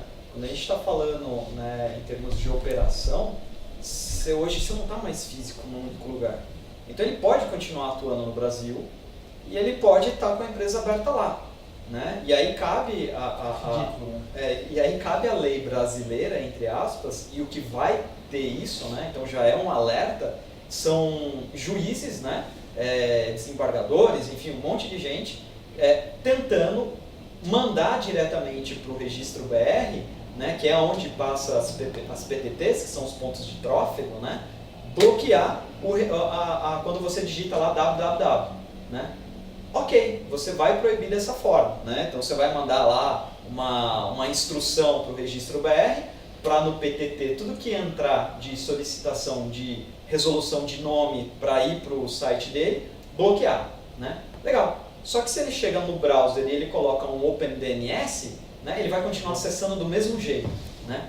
Então vem a questão que a gente está falando, é de começar a discutir de forma madura, né? E aí a gente tem que ser estritamente duro com os legisladores, né? De mostrar para eles que, ok, tenta a sorte. Né? Então, a gente vai continuar fazendo e, ok, o seu papel é tentar regular, mas vamos tentar fazer de uma forma conjunta. Né? E aí eu vejo como o papel, aí você pode me dar um respaldo nisso, eu vejo justamente o papel dos advogados hoje em dia é de falar, cara, faz. Tá na hora da gente literalmente bater de frente com o sistema atual e que a gente vai segurar a bronca. Né? E tentar justamente não deixar que seja criminalizado as pessoas que estão trabalhando hoje com isso, porque como aconteceu na BitLicense, eles conseguiram fazer essa criminalização, inclusive retroativa. Né? Então não era questão da partir do momento quando você falou que ok, é assim que vai funcionar, a partir de agora você fecha. Ok, só que além disso eles fizeram uma punição retroativa de todo mundo que já estava operando sem a lei. Né? Então como que você vê isso? Não, é realmente isso, Wagner. Na verdade, por exemplo, o que eu fiquei analisando nessa instrução normativa?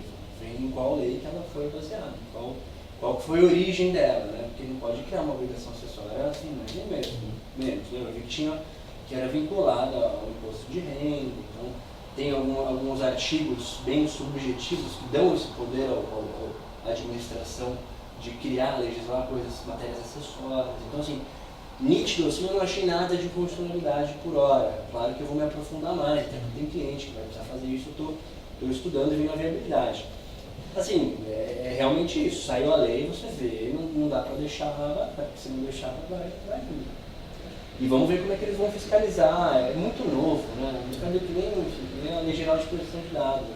Tem a fiscalização sobre quem dados vazados. Aí como é que vai ser a fiscalização? Então a gente, sabe, vai prestar informação, não prestou, e aí? Como é que fica? Acho que até é interessante depois o Domênico até comentar também a parte mais técnica também. Fazendo esse paralelo, né, quando a gente fala desse tipo de legislação, né, seja pela LGPD, né, LGPD, que é a Lei Geral de Proteção de Dados, né, e aí a brincadeira é, se essa legislação realmente valesse, será que a gente teria aí os vazamentos do Telegram? Quem é responsável sobre isso? Né? Então assim, legal, é uma lei que fala lá que vazar informação, né, seja ela do Telegram ou qualquer outro vazamento, é crime. E aí? Vão pegar o cara? Dificilmente. Se ele for um bom hacker, dificilmente vão pegar. Né? Então assim, hoje a gente está criando leis onde você literalmente barra quem tem menos conhecimento. Quem tem mais conhecimento vai continuar burlando. Né? Seja por OpenDNS, seja fazendo uma transação peer-to-peer sem utilizar a exchange brasileira. E aí vem a pergunta para o Domênico. Como que você encara isso? Será que se a gente hoje continuar fazendo esse tipo de discussão junto ao legislativo, vai ter algo útil? Ou a gente está na hora de chamar os países que compõem, pelo menos a ONU que seja, e criar algo para debater de forma global? Porque a gente sabe que barrar um país não vai adiantar nada. A própria China continua sendo um dos maiores transacionistas de Bitcoin, mesmo sendo proibido. Como que você vê essas questões técnicas? Eu acho que é impossível de parar, né? É muito similar à história da internet, né? O surgimento da internet, onde tinha outras redes, né? A IBM tinha uma rede própria, outras grandes empresas tinham redes próprias, concorrendo, né, com a tecnologia da internet.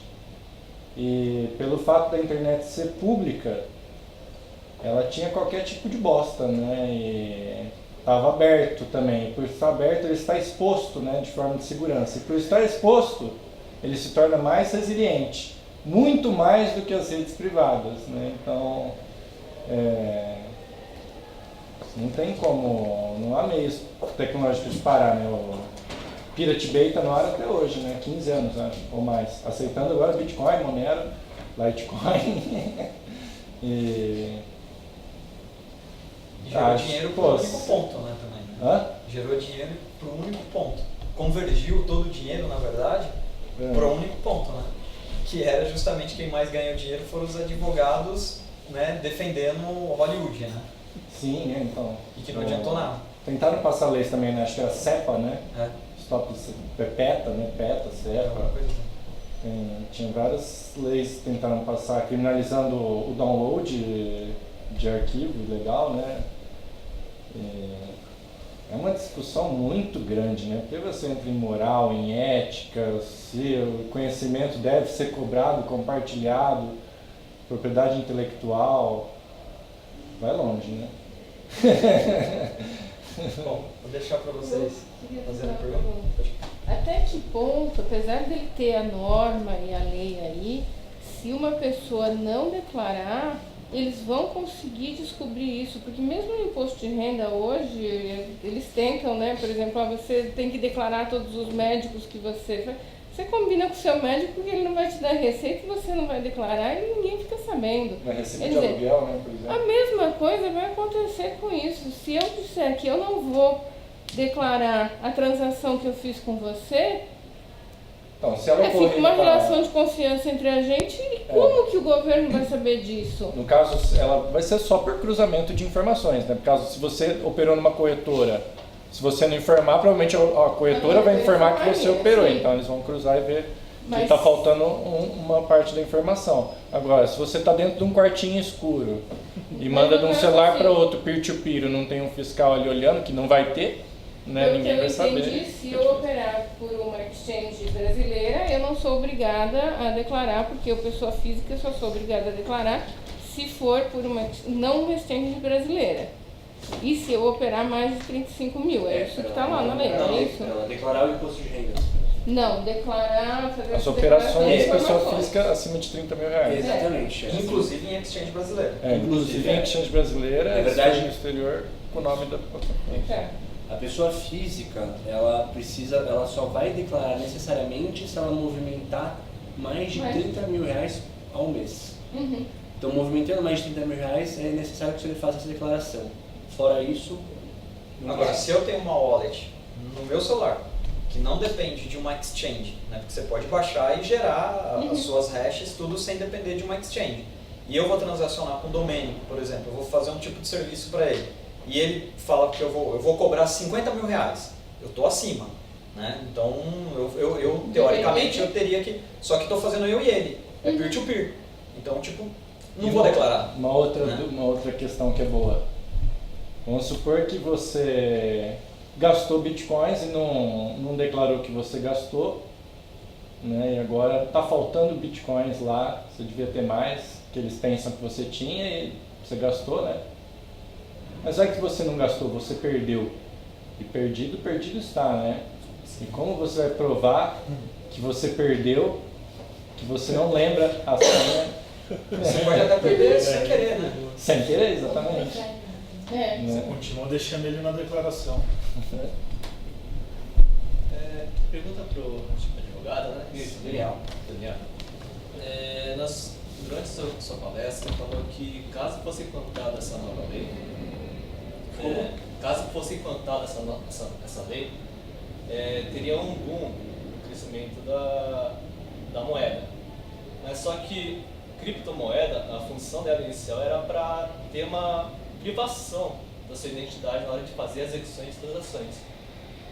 Com essa nova lei, você vai ter que informar seu CPF, seu nome e tudo. Como que isso vai ser um lado positivo, sendo que a ideia principal da moeda é ter um modo privado de transação? Sim. Eu queria entender qual que é a linha de raciocínio. Perfeito. Na verdade, assim, eu acredito que sejam os dois pontos e essa lei ela já está aprovada. No dia 1º de agosto, quem transacionar mais de 30 e eventualmente se você for exchange, você vai ter que fazer essa declaração mensal. Agora, aspectos positivos é que é muito relativo e depende muito do ponto de vista. No meu ponto de vista, por ela quebrar todo a mágica ali, que é a criptomoeda, né? Ser confidencial, não ter nenhuma regulamentação, o negócio, eventualmente pessoa com pessoa pode transacionar, um meio de pagamento, alguma coisa nesse sentido também seria uma coisa interessante. Assim, eu vejo isso como negativo, mas para pessoas com quem eu converso, vem como positivo. Primeiro porque ela define o que é um criptoativo e porque ela define o que é uma exchange, uma coisa que a gente, enfim, estava muito vago, ela deixou uma coisa mais concludente. E para todos os fins, para o leigo propriamente dito, o leigo ele vai ver, olha, tem uma instituição normativa que agora todas as exchanges, elas vão ter que estar detalhado, mensalmente prestando conta para a Receita. Olha só que legal. Eu achava que era uma coisa de como é que é para ser mesmo. Falou, não, agora está tudo declarado, agora eu vou comprar. Agora, enfim, né? Deixa de ser algo ilegal, né? Exatamente. Eles podiam criminalizar, mas agora é possível operar de forma 100% legal, né? E eu até vejo que mas ele deixa de ser descentralizado, que é a natureza do negócio. Sim, mas isso a tecnologia vai arrumar isso. O Bitcoin ele é um software beta ainda, você tem uma noção, está na versão 0.18, né? E já tem várias propostas que vão tornar ele cada vez mais anônimo, né? De forma que não vai ter mais como identificar, isso assim, no nível máximo de ciência da computação. As mentes mais brilhantes de computação hoje estão focados todos os esforços na descentralização do Bitcoin, né? Então, eu gostaria de fazer uma leitura bem rápida e pontual.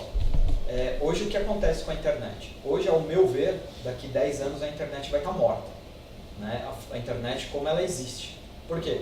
Está todo mundo tentando pegar o domínio da internet, né? Então aqui no Brasil já existiram várias iniciativas de tentar tirar o registro BR, né? O NIC BR, que é o responsável pelo PTT e tudo mais, para jogar isso para dentro do governo, para o governo administrar, né? Então a gente vê essas tentativas no mundo inteiro.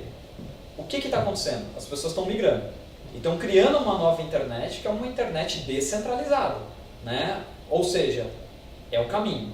Então, quanto mais o governo ele tentar ir ali interferir, e aí acontece um outro ponto, que é o seguinte: empresas como o Facebook, que lançou a moeda dele própria agora, criando ali um ecossistema gigantesco, ou seja, eles vão servir meio que de, como que eu posso falar, de testa de ferro, para falar assim, olha só, criptomoeda funciona, é um ativo digital. As pessoas vão ter o primeiro contato com aquilo, porque é algo que já está ali, sabe? É o Facebook. Só que as pessoas que realmente começarem a entender aquilo ali, vai falar assim, opa, mas existe essa outra aqui que é aberta, onde eu não preciso me identificar, só que a pessoa já está entendendo mais ou menos o conceito, ela obrigatoriamente, né, ela vai mudar depois. Você né? gosta de Linux, né? Dá para contar a história do sistema operacional, né? Hoje o Linux, que é aberto, né, e open source, o Linus, acho que era norueguês, né, não tinha dinheiro para comprar a licença da IBM, que foi construído num prédio com centenas de programadores, falou, vou construir meu sistema operacional sozinho no meu quarto. Hoje, qualquer dispositivo do mundo tem um driver que roda para Linux. Avião, rádio, TV, carro, tudo. O sistema tudo brasileiro tem. de telecomunicações. O Android é baseado em Linux, Linux. né? O Macintosh é baseado em Linux, tudo é baseado em Linux hoje. E aí quem venceu a guerra? Linux. Então é legal essa iniciativa, eu vejo com Ele é bons white olhos. label, né? Você Exato. pode falar que o seu sistema é X, mas na verdade ele é um Linux por baixo. Eu acredito que o Bitcoin vai acontecer a mesma coisa. As pessoas vão mandar X, o que seja para lá, na verdade o Bitcoin que está indexado por alguma cotação está movendo. Exato. A pessoa nem sabe. Eu gostaria. Vai ter um KNAI específico para exchange? Boa pergunta, que ainda não tem. Então eles vão tributar um negócio que não tem nenhum KNAI específico ainda. É que na verdade a tributação só na renda efetiva, né? Que não é específico. Isso daí é totalmente interessante. Né? KNAI que eles usam é de intermediação de Exatamente. negócios em geral, exceto imobiliários, né? Que seriam de imóveis, né? Então, negócio em geral. Quem inventou isso foi o mercado Bitcoin, que não tinha KNAI para pôr e colocou. E aí o mercado inteiro copiou ele, né? Que foram os primeiros a dar nota fiscal no país, na primeira corretora. Então todo mundo copiou o mercado Bitcoin. O mercado Bitcoin colocou. Eu coloquei outro, coloquei processamento de dados, por exemplo. Eu trabalhei Você tem anos. um exchange, isso? Tem, a Econobit é uma corretora e ela é imune a sanções governamentais porque ela é peer-to-peer. Usuários na nossa plataforma eles só mantêm saldo em bitcoins para que seja possível que a gente congele, confirme e libere, que é o escrow. Então, congela, a gente não impede que a pessoa saque ou venda para outra pessoa enquanto está rolando a operação ali. Então, um fala que pagou, o outro fala que recebeu e é liberado automático. A contrapartida pode ser qualquer coisa, qualquer meio de pagamento, qualquer conta bancária. Então, uma transferência bancária pessoa física, não tem nenhum rastro que se trata de bitcoins. Né? Agora, quando você põe dinheiro na exchange ou resgata dinheiro da exchange, está vindo da PJ, mercado Bitcoin, etc., com KNAI de intermediação, tal. Então, é óbvio que se trata de uma operação de bitcoins, no caso peer-to-peer. Né? Então você não sofreria... Não, vai ter que prestar informações. No caso de caguetar, vai ter que caguetar todo mundo mesmo. A gente está muito atrasado com relação a isso, muito atrasado. Tanto é que, puxa, de novo, matéria do Poder Executivo para tratar de gesto legislativo definindo, né? Vamos lá, né, gente? Tipo, mas aí o futuro é, daqui a uns dias, aí uma prefeitura, aí ela decide regular em cima, porque como não tem uma lei federal, aí regula, aí faz igual lá no Rio. Né? Ou igual aqui em São Paulo agora também, né? Que agora tem que usar capacete para andar de patinete. E a velocidade máxima é 6 km o por hora. governo está inibindo, ele está pressionando para que não se desenvolva esse mercado, ou quem está dentro saia. Tipo assim, quem manda no país ainda são os bancos e nós vamos manter tudo como que é. Eu acho que é essa a vontade do governo, porque sobre os bancos eles sabem muito bem como cobrar imposto. O Sobre banco isso pode eles cobrar estão 15% ao mês de juros de cheque especial e é permitido por lei. Então, se Ninguém fala nada. começa a crescer, eles têm problema. A minha visão libertária, aquele gráfico pizza, né, do orçamento do governo federal, né, a amortização dos juros da dívida interna, para mim, aquela pizza lá, como eles gastam o faturamento deles, né, e como está sendo dividido entre os sócios, né, e o sócio majoritário do governo é os bancos, sem dúvida nenhuma, né, então... E o mais é assim, irritante de ver que está indo para esse lado, assim, uma coisa que poderia ser tão libertária, como vocês dizem, né? Quer dizer, está indo para um meio comum, como é o país. Né? E a questão é que assim, a gente também, é o que eu comento lá, eu sou um dos críticos de alguns pontos do sistema libertário, que é justamente a gente acha que o sistema vai se autorregular, e não vai. Né?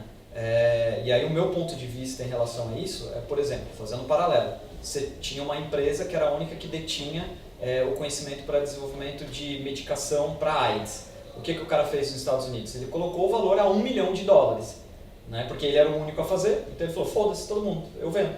Né? Então o que acontece? O governo teve que intervir, né? Então o cara foi quase preso e tudo mais. Né? Então assim, pra mim sentar com todo mundo e fazer como se fosse uma regra de joguinho de tabuleiro mesmo. Vamos chamar todo mundo e vamos ver o que é legal. O que é legal? Né? O que a sociedade quer? Ah, é isso? Então beleza. Cabe à sociedade falar como ela quer. Exato. E aí o governo fala, ok, aqui está a regra do jogo, sigam à vontade. Não ela tentar fazer a lei, ela tentar impor, né? Então, se ela tentar fazer isso, vai acontecer o que está acontecendo, né? As pessoas vão colocar em países que estão regulados, né? Imagina a burocracia, você fazer uma compra, você tem que pegar o CNPJ, pegar os dados do que você está comprando, quer dizer, uma coisa que teria que ser uma transferência, aí fica inviável. Mas não vai acontecer, as pessoas não vão se autodelatar. E aí vem a importância da gente discutir isso de forma madura, porque se a gente extrapolar isso para daqui 20 anos, ninguém vai declarar. E aí como você vai garantir os serviços básicos relacionados à saúde, não vai existir. Porque se você deixar na mão, literalmente, né, do libertário ali, cara, cada um por si. Legal. Só o que a gente vai fazer com as pessoas que não dominam a tecnologia?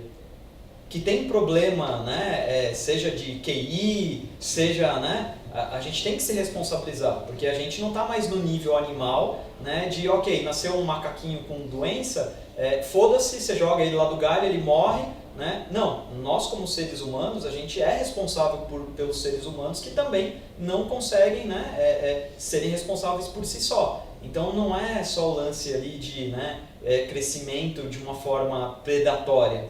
Então nós temos que nos responsabilizar também pelas pessoas que não são capazes, né? E se a gente não estipular isso de uma forma clara, criando regras, né, enfim, a gente vai estar indo para um caos, né? Então, ok, a gente vê que Bill Gates doa milhões, sim. Só que quantos outros têm essa mesma cultura de doação, né? Buffett também. Mas se você pegar todos eles não resolvem o problema econômico do mundo, né? Então, se não tiver essas leis garantindo esse direito básico, a gente vai literalmente para um mundo predatório, e aí eu acho que é Mad Max, né? Então, para não chegar no Mad Max, eu acho que está na hora da gente começar a discutir isso de igual para igual. É falar para eles, cara, para de tentar legislar isso, vem para o mundo real, né? Não dá para você bloquear, né? E aí, obviamente... Essa força, né? Difícil essa força. É porque todo mundo quer ter Bitcoin para gastar. Então, obviamente, se eu for comprar uma Ferrari, eu vou declarar. E aí eu vou pagar o imposto sobre isso. Eu não preciso mais ficar declarando o meu ganho de capital. Então, se eu quiser comprar uma mansão, sei lá, nos Jardins, legal, eu vou comprar. Na hora que eu for comprar, eu declaro, né? Então, o que eu estou fazendo com esse dinheiro que está rendendo, ganho de capital e tudo mais, vai perder o sentido. Porque eu não vou colocar mais numa B3, eu vou colocar numa exchange fora. Sim. Né? Então, assim, a gente vai ter que mudar isso, mudar muito rápido, porque se a gente não mudar daqui 20 anos, a gente tem um caos. Você diz uma tributação sobre o consumo? Sobre o consumo. Eu acho interessante, eu não acho que tudo bom. Né? E aí você tem uma tributação única, né? Então, cara, não tem mais tributação em nada, né? Porque as outras formas literalmente não vai ser possível. Você pode até colocar uma lei no papel, mas fazer com que as pessoas cumpram aquilo não vai dar. Difícil. Né? Então a gente vai ficar naquele mundo, né, meio de faz de conta, que tem a lei, aí obviamente se descobre porque um falou pro outro e aí descobriu que aquele cara tem 1 bi em Bitcoin, aí beleza, aí vão prender o cara. Só que mesmo assim, prendeu, o cara vai falar, foda-se, daqui 5 anos eu saio da cadeia. Você não vai ter acesso aos meus Bitcoins. Nunca. Vou continuar não te dando acesso. Ah, beleza, mais 5. Ele, tudo bem, vou ficar 10 anos preso, mas minha família vai estar usufruindo de tudo. Vai adiantar? Então, assim, enquanto a gente não debater isso de forma, sabe, igualitária, sem um mundo de faz de conta só do jurídico separado da tecnologia, ninguém ganha, nenhum dos lados ganha. Nem a tecnologia ganha, nem o jurídico ganha. E aí, obviamente, a população inteira não ganha. É uma dificuldade, né? Uma dificuldade total. Bom, alguém quer fazer a última pergunta? Tem uma técnica, a blockchain ela nasceu junto com o Bitcoin, as duas coisas foram criadas juntamente. De certa forma, Quem sim. criou as duas coisas. Blockchain é o nome dado à estrutura da arquitetura do banco de dados do Bitcoin, né? Então, o blockchain, tradução, cadeia de blocos. Então, são vários blocos encadeados. Teve o primeiro. O primeiro foi o lançamento do Bitcoin. Na verdade, é a mesma Hoje coisa. existem outros blockchains, porque um blockchain é uma cadeia de registro de informações de uma moeda específica. Então, o Bitcoin tem o seu próprio blockchain. Ou o Litecoin tem o blockchain dele. O Ethereum tem o blockchain dele. Assim como o Facebook lançou hoje o Libra, que tem o seu blockchain próprio. A diferença tem blockchains que os validadores, que são os mineradores, podem ser qualquer pessoa, é aberto, como é o caso do Bitcoin. No caso da Libra, eles vão cobrar uma tarifa de 10 milhões de dólares para você ser um masternode, né? Que as transações vão passar por você, né? Você é um hub de transações, que dá margem à censura, por exemplo, né?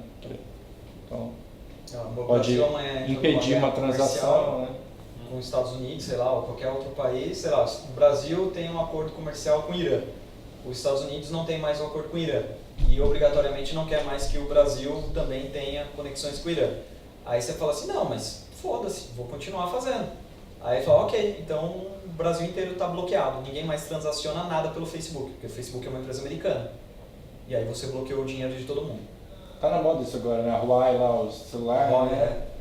Tiraram dos Estados Unidos para vender, porque Exatamente. te mandaram tirar o Google bloquear dos caras instalarem o software da...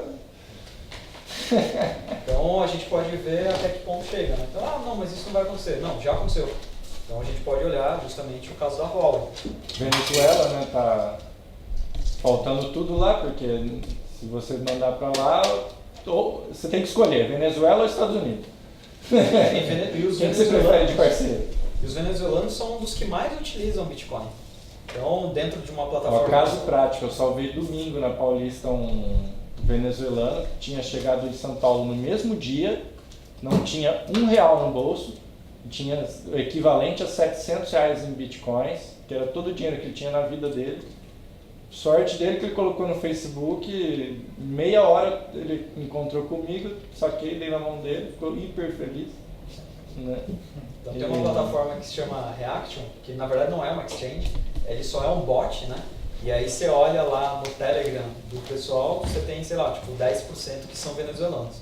Que eles estão usando isso para... Outro argumento para a discussão da tributação é a questão, vamos supor que você não seja um usuário comum, você seja um desenvolvedor que desenvolveu um robô que faz 1000 transações por dia. Imagina o tamanho desse relatório para mandar para a Receita Federal. Eu tô 100 páginas, 1000 páginas, 5000 páginas. Eu tô incubando uma startup que está mexendo com a BitMEX, não sei se Sim, conhece o mercado mais líquido do mundo. Então, estão mexendo lá, então, puta, para estruturar a empresa, contrato, meu amigo, e vendo, saindo essas coisas, aí você fala, meu, aí enquadra, não enquadra, vai ter que prestar, não vai ter que prestar, as operações que eles fazem. Quais são os riscos? Cara, é doideira, mas enfim, vamos lá, né? Mas é uma operação interessante, cara. Bom, é isso, pessoal. Vou deixar agora vocês à vontade. Tem um café aqui. Quem quiser mandar perguntas, enfim, depois por e-mail, fica à vontade. E a gente aguarda vocês na próxima. Muito obrigado, pessoal.